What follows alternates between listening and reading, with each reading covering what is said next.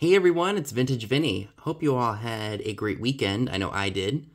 I got to spend some time, of course, doing my live sales, and I got to do some Christmas shopping. Whole lot of fun. So I decided to go and check out the new indoor market that's in Tawnytown that's replacing Memory Lane. It's called the Dogwood Tree Vintage Market. It literally just opened on Black Friday, so it hasn't been open long. Some dealers were still moving in, so there wasn't really a whole lot to choose from. You guys know me, I like my bargains, I like to find stuff at reasonable prices, I like to find different things and unique things. Amy B got to join me. We decided to go ahead and check it out because we both hadn't been there since the other market closed and another owner took it over. So I did spend $54.59 for everything you're going to see here. Some of these items are going to be for me, and some of these items are going to be kept. So without further ado, let's go ahead and check out what I got. I loved this little deer here. It's just clear glass. I know that a lot of people do like the clear because it does go with pretty much anything. It has a pontil on the bottom, which is really interesting. I did look it up real quick just to see who made it. I saw Fostoria. At first I thought maybe it was going to be Jeanette, because Jeanette makes those powder boxes or the powder jars with the figural animals on top of them. So that's why I originally thought that. But like I said, don't quote me on the Fostoria thing. That's just what I saw when I did a quick lens lookup. Can't really rely on that, but sometimes it just kind of gives you a an idea, a broad idea.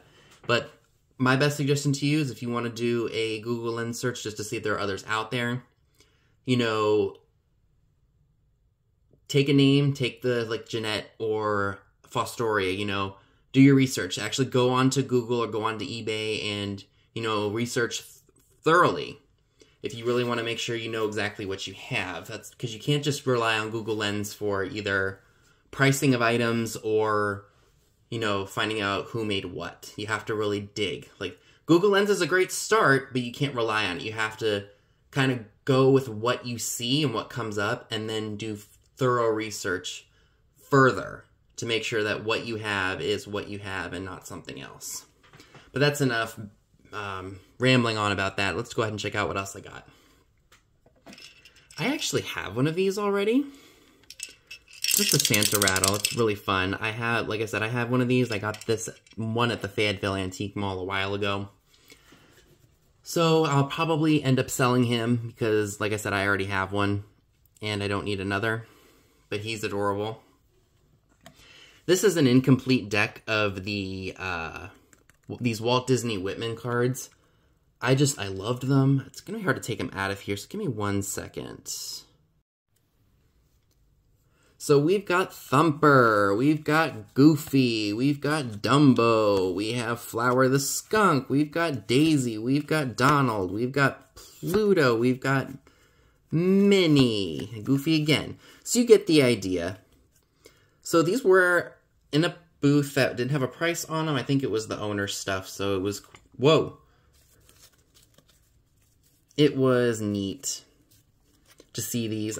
Amy seems to think they're from the 50s, and that very well could be true. I mean, heck, I didn't grow up in this time, so I wouldn't know for sure, but they are fun cards. The graphics are great on them. So it's not a complete deck, and they are kind of rough, so I'm not really sure what I'm going to do with them. I just really liked them and wanted to rescue them. So I had to pick those up. Let me go ahead and put those right back in the case here, and then we will check out the other two items. And then, like I said, I didn't find too much. I've got 3 other things that I'd like to share with you all. So this is awesome, you guys. Look at this. It's a flower frog with a bird. So there's the place where you insert the flowers. And it's marked Germany. Right there, as you can see. Free of any damage. I don't see any repairs or... Oh, sorry, guys. I don't see any damage or repairs or anything on it. Again, it is marked Germany right there. So that is really awesome. And then I did find this in a booth that was 25% off. Whoops. So this is a Coca-Cola match cover. Take it out of here.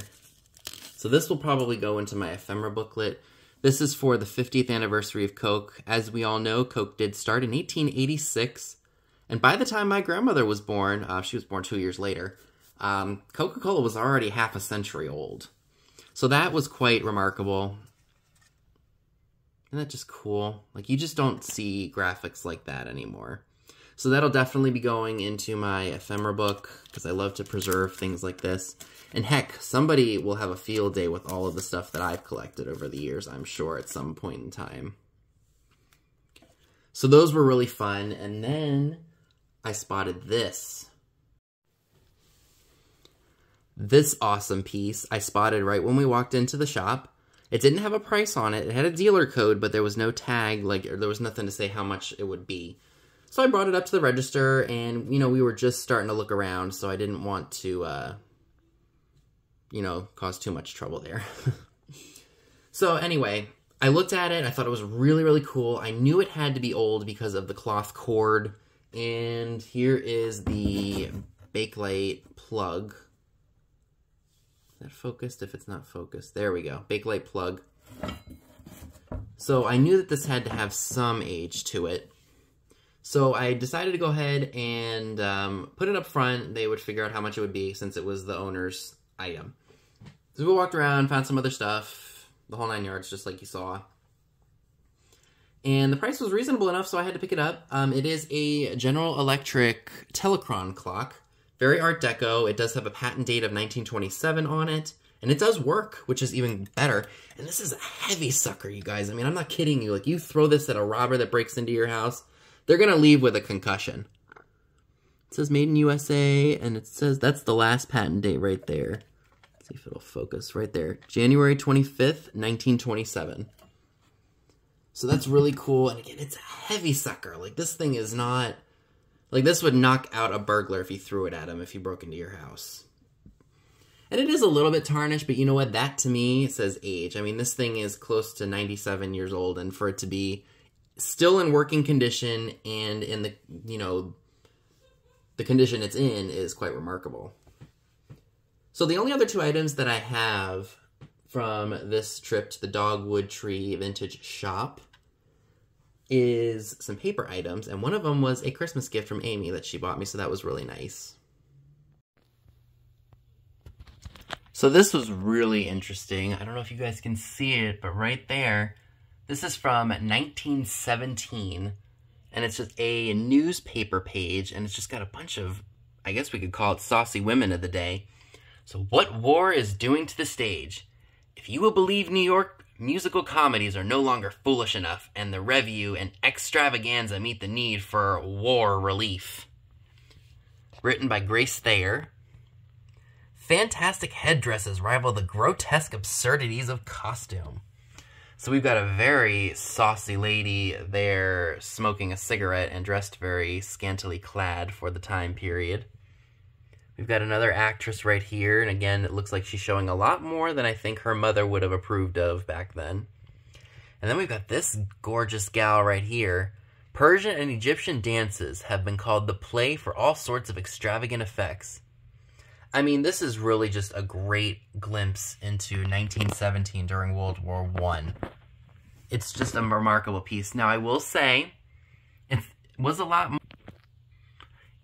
more than what I normally would pay, $18, but just the subject matter of this piece is quite remarkable. And the fact that it's 106 years old, and for it to be in the shape that it's in, and just...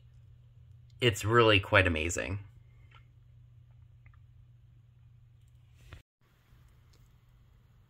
And the last thing that I'd like to share with you all is a gift that Amy got me for Christmas, and it's this really awesome Sandy's Thrift and Swift Drive-In kite, and it's for Coca-Cola, so we're looking at probably the mid-60s, I would say. But this is just so stinking cool. How unique is that? That's just something you don't see every day. And it came from the same gentleman who had the newspaper page that I just shared with you all. And it did have a high price on it, but they called the dealer just because we weren't sure if they were his prices, and he gave us a really good deal on it. So, Amy, thank you again very much for this piece. I love it. I can't wait to someday hang this up. I think this would be awesome in like a living room or maybe even an office. And it's just super unique. Like, it's just so cool. I love the, I think that's supposed to be a Scottish girl. How neat is that? Like, how often do you see something like this, and how often do you see something like this that has survived? I mean, because this is paper. This is like really thin paper. I have a CocaCola Kite. The same thing. You know, I would love to get that, you know, flattened or maybe even framed in like a shadow box to preserve it, because it's just so stinking cool. So, folks, that is everything that I would like to share with you all from the Dogwood Tree Vintage Market in Taneytown, Maryland. Please give this video a thumbs up, leave a comment below, subscribe if you haven't already done so. Be sure and hit the bell next to the subscribe button if you'd like to get notified when I go live or when a new video uploads. And I will see you all in my next video. And don't forget, this Saturday I'm doing a live industrial sale with Katie of Vintage and Vinyl, and you don't want to miss it.